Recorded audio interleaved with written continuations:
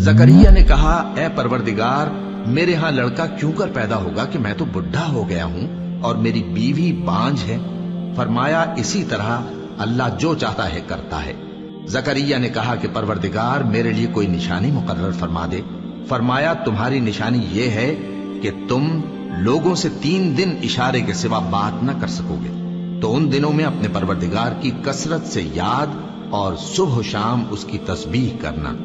اور جب فرشتوں نے مریم سے کہا کہ مریم اللہ نے تم کو برگزیدہ کیا ہے اور تمہیں پاک بنایا ہے اور دنیا جہان کی عورتوں میں سے تم کو منتخب کیا ہے، اے مریم اپنے پروردگار کی فرما برداری کرنا اور سجدہ کرنا اور رکوع کرنے والوں کے ساتھ رکوع کرنا۔ اے نبی یہ باتیں اخبار غیب میں سے ہیں جو ہم تمہارے پاس بھیجتے ہیں۔ اور جب وہ لوگ اپنے قلم بطور قرعہ ڈال رہے تھے کہ مریم کا کفیل کون بنے تو تم ان کے پاس نہیں تھے، اور نہ اس وقت ہی ان کے پاس تھے جب وہ آپس میں جھگڑ رہے تھے۔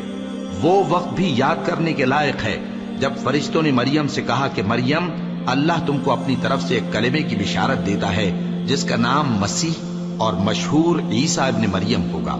اور جو دنیا اور آخرت میں آبرو مند اور مقربین میں سے ہوگا،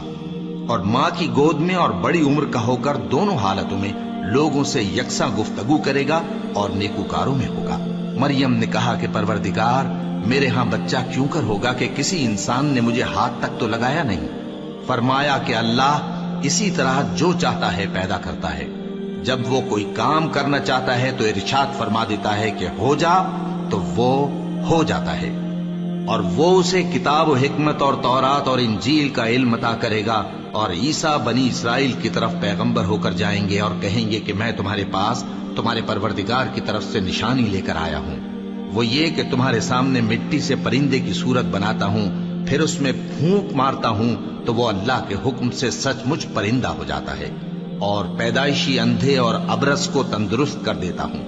اور اللہ کے حکم سے مردوں کو زندہ کر دیتا ہوں، اور جو کچھ تم کھا کر آتے ہو اور جو اپنے گھروں میں جمع کر رکھتے ہو سب تم کو بتا دیتا ہوں۔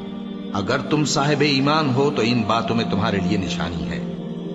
اللہ اکبر، اللہ